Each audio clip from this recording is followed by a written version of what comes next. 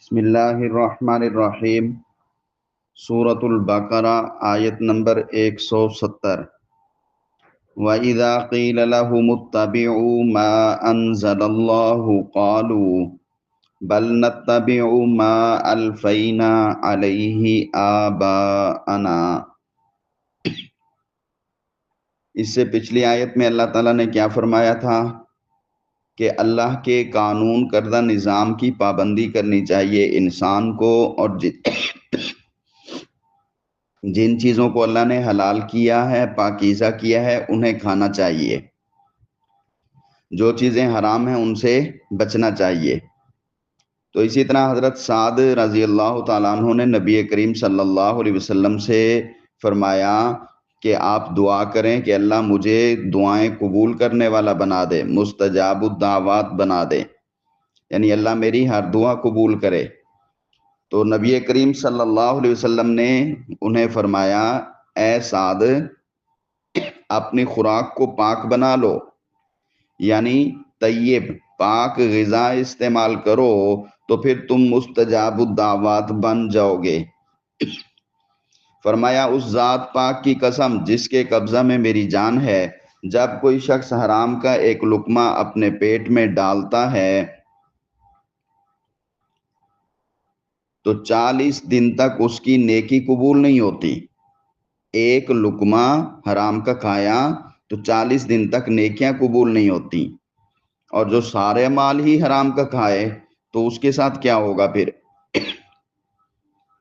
الغرض بات یہ ہے کہ اللہ کے حلال اور حرام کے قانون کی پابندی لازمی ہے، نہ کہ شیطان کے نقش قدم پر چلیں۔ بات سمجھ آ گئی؟ اب انہی لوگوں کے متعلق فرمایا کہ جو شیطان کے نقش قدم پر چلتے ہیں، ان لوگوں کو دیکھیں۔ وَإِذَا قِيلَ لَهُمُ اتَّبِعُوا، واو زبر وا منے اور، اذا منے جب، جس وقت، قیل منے کہا جاتا ہے، لہم ان کے لیے، مطلب ان سے، جب کہا جاتا ہے ان کو، اتبعوا تم اتباع کرو، تم سب تابع داری کرو، مطلب تم سب اللہ کے حکم کے مطابق زندگی گزارو، اللہ کے نافذ کردہ قانون کی پابندی کرو، اس پر چلو۔ تو ما انزل اللہ، ما منے جو، انزل منے نازل کیا، اللہ اللہ تعالیٰ نے، اتبعو تم اتباع کرو، تم پیروی کرو، ما انزل اللہ جو نازل کیا اللہ نے، اللہ کے قانون کی پابندی کرو، نازل کردہ چیزوں کی اتباع کرو۔ قالو تو وہ کہتے ہیں، آگے وہ جواب دیتے ہیں، وہ کہتے ہیں، بلکہ، نتبعو میں جو پہلا نون ہے نا، اس کا معنی ہے ہم، باقی تے بے اور عین یہ وہی اتباع والا ہے۔ تو نتبعو ہم تابع داری کرتے ہیں، ہم پیروی کرتے ہیں، ہم چلتے ہیں، ما اس پر، اس کی پیروی کرتے ہیں، الفینا کا معنی ہم نے پایا، ہم نے دیکھا، الفینا ہم نے پایا، علیہ علی منے پر، ہی منے اس، تو ما جو پیچھے تھا نا، جو اور اس کو جوڑ دیں گے تو الما علیہ کا معنی ہو جائے گا جس پر۔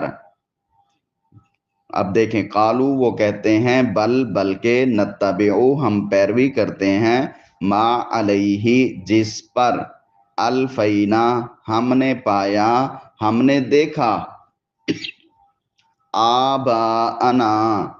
آباءنا کا معنی ہوتا ہے ہمارے بڑے، ہمارے باپ دادے، ہمارے آباء و اجداد، ہمارا باپ، پھر ہمارے باپ کا باپ، پھر اس کا باپ، پھر اس کا باپ، پھر اس کا باپ، یہ ہوتا ہے آباءنا۔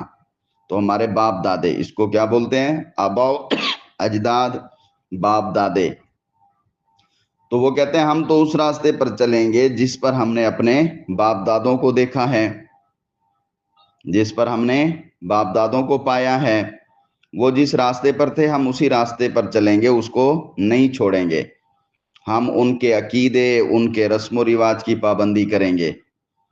اور پھر آگے بات کیا کرتے ہیں، کیا وہ عقل مند نہیں تھے؟ وہ عقل مند تھے تو ہمیں انہی کی عقل انہی کے شعور پر چلنا ہے، وہ کوئی بے وقوف نہیں تھے، لہٰذا ہم اپنے باپ دادوں کے راستے پر چلیں گے۔ بات سمجھ آ گئی؟ تو آباء و اجداد کے راستے کو وہ غلط نہیں کہتے، اور غلط ہو بھی صحیح تب بھی وہ اسی پر چلتے ہیں، اسی کی پیروی کرتے ہیں۔ تو یہ بہت بڑی بے وقوفی اور حماقت کی بات ہے۔ اللہ تعالیٰ آگے خود فرماتے ہیں، دیکھیں، اولو کان آباؤہم لا یعقلون شیئا ولا یہتدون۔ اولو، اولو کا معنی اگرچہ، اولو اکٹھا ہو تو اس کا معنی اگرچہ، کانا مانے ہوں، آباؤہم، آباؤ باپ دادے، ہم ان کے باپ دادے اگرچہ ہوں، لا یعقلون شیئا، لا نہیں، یعقلون وہ سمجھتے، وہ عقل رکھتے، شیئا کچھ بھی، اگرچہ وہ کچھ بھی عقل نہیں رکھتے، کچھ بھی نہیں سمجھتے، ان کے باپ دادے غلط راستے پر ہوں۔ ولا یہتدون، واو زبر وا منے اور لام الف لا منے نہ نہیں، یہتدون منے وہ ہدایت پانے والے، ہدایت یافتہ، اگرچہ ان کے آباء و اجداد نہ تو عقل مند ہوں اور نہ ہی ہدایت یافتہ ہوں، تو یہ پھر بھی انہی کے راستے پر چلیں گے۔ مقصد یہ کہ وہ کسی کی پیروی نہیں کریں گے، اپنے باپ دادا کے منکرات اور غلط راستوں پر چلتے رہیں گے۔ اور یہ ایسی چیزیں اب آج کے دور میں دیکھا جائے تو ہمارے ماحول میں بھی چلتی آ رہی ہیں کہ خدا کے قانون، اللہ کے نبی کے طریقے کے خلاف مختلف مہینوں میں، مختلف لباسوں میں، مختلف ترتیبوں میں، مختلف کھانوں میں، مختلف صدقہ خیرات میں، ساری چیزوں میں، شادی بیاہ میں، اور تمام تر ہمارے زندگی کے مسائل میں زیادہ تر چیزیں جو ہیں یہ رسم و رواج کی چل رہی ہیں۔ ہم بھی یہی کہ ہمارے سارے بڑے کرتے ہیں، ہم بھی یہی کہتے ہیں، سب شادی کرتے ہیں، اس پہ مہندی کرتے ہیں، ہم کیوں اس رسم کو چھوڑیں؟ سب جو ہے کیا نام ہے، کوئی بھی طریقہ غلط لے لیں تو جو ماحول میں پایا جاتا ہے سارے کر رہے ہیں تو ہمیں کرنے میں کیا حرج ہوا؟ یہ جواب ملتے ہیں جب کسی سے کہا جاتا ہے بھئی ایسے نہیں کرو، قرآن کے خلاف ہے، اللہ اس سے ناراض ہوتا ہے، آخر مر کے جنت تو لینا چاہتے ہو نا، تو پھر یہ چھوڑ دو۔ اچھا سارے کر رہے ہیں تو پھر ہم کیوں نہ کریں؟ بھئی سارے اگر غلط راستے پہ چل رہے ہو تو تم ادھر ہی چلو گے۔ تو یہ اس وقت پیارے پیغمبر صلی اللہ علیہ وسلم کے دور میں بھی یہود و نصارہ اور مشرکین وہ بھی یہی کہتے تھے، ہم اتباع کریں گے اس کی جس پر ہم نے اپنے باپ دادوں کو پایا ہے۔ ہمارے ہاں نیازیں، صدقہ خیرات کی غلط ترتیبیں یہ ساری چل رہی ہیں۔ اچھا سب تو کرتے ہیں پھر ہم کیوں نہ کریں؟ یہ جواب ملتا ہے۔ اچھا اس کے کر لینے میں حرج کیا ہے؟ تو حرج بہت بڑا ہے۔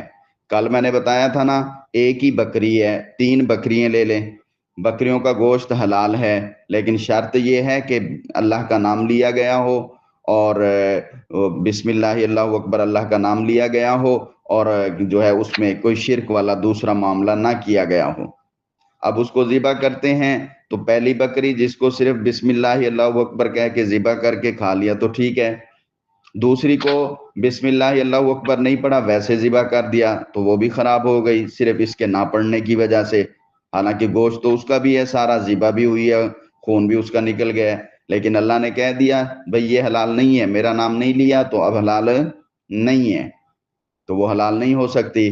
تیسرا بسم اللہ اللہ اکبر بھی کہا، ذبح بھی کیا، لیکن کہا کہ یہ فلاں پیر صاحب کے نام ہے، یہ شیخ عبد القادر جیلانی کی نظر ہے، یہ فلاں مزار کی نظر ہے، تو اس کو بھی کیا کر دیا؟ اللہ نے کہہ دیا اب یہ بھی نہیں کھا سکتے، کیونکہ یہ مال، یہ مخلوق، یہ جانور، یہ سب کچھ اللہ کا ہے، تو تم نے ایک انسان، ایک دوسری مخلوق کے نظر کیوں کیا؟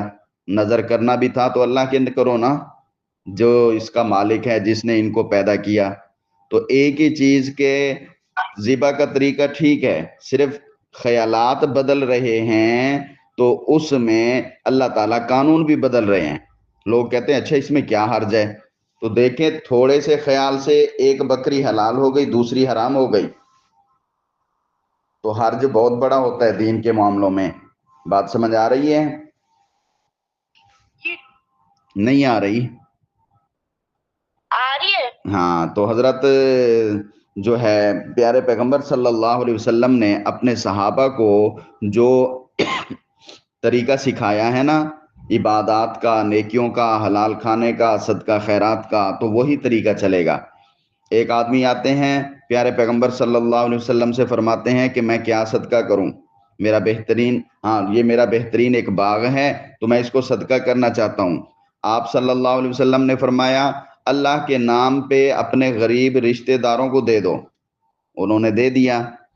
ایک اور صحابی آتے ہیں، کہتے ہیں اے اللہ کے رسول میں جو ہے نا نیکی کا کام کرنا چاہتا ہوں، تو ان کو حکم دیا گیا آپ جو ہے ایک کنواں لگوا دو تاکہ لوگ پانی بھر لیں گے۔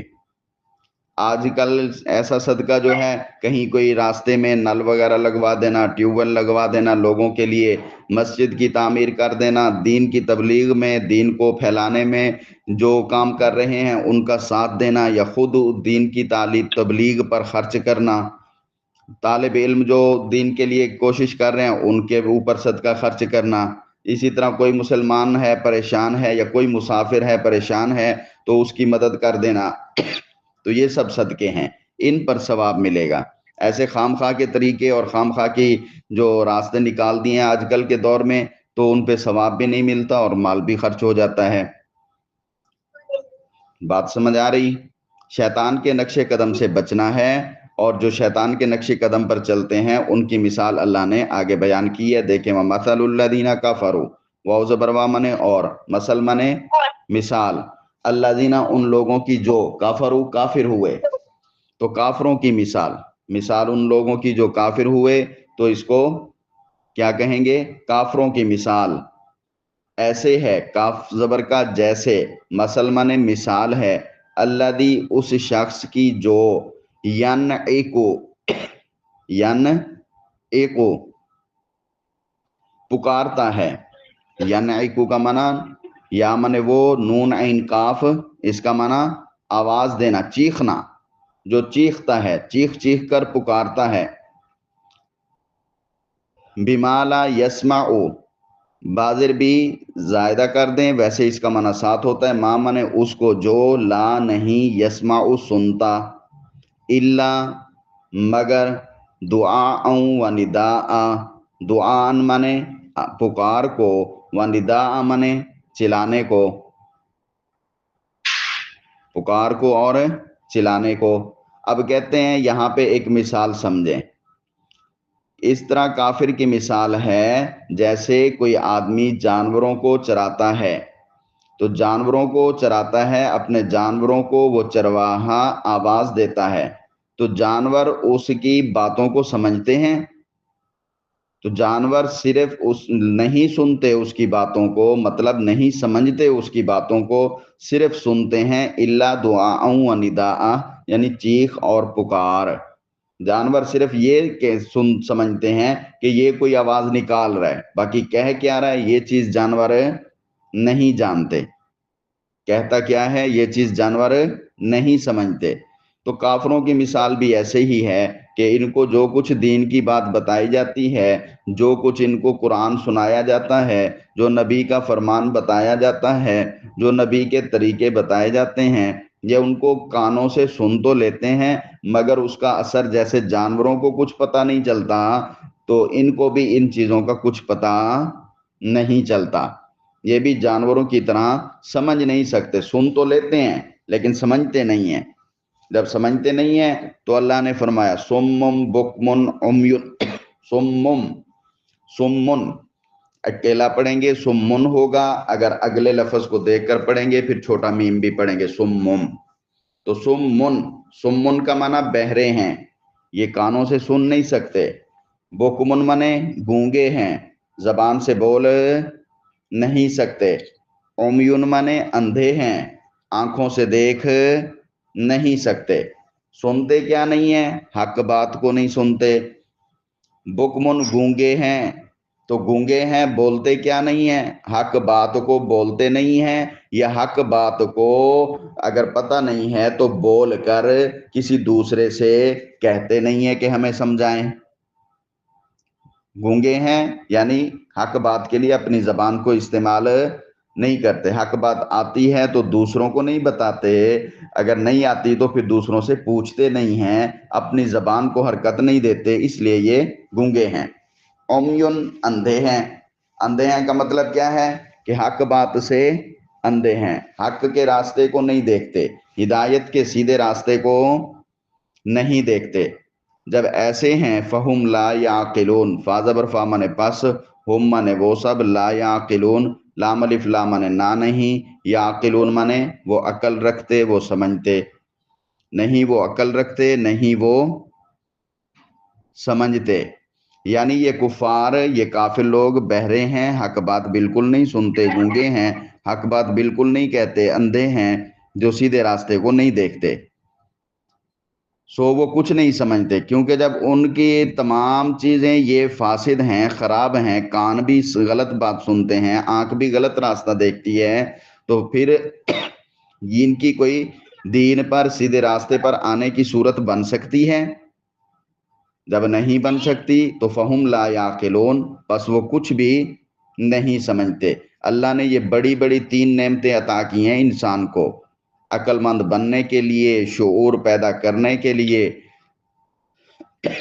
کان دیے ہیں، زبان دی ہے، آنکھیں دی ہیں، یہ بڑی 3 نعمتیں ہیں، سننے کی طاقت، بولنے کی طاقت اور دیکھنے کی طاقت۔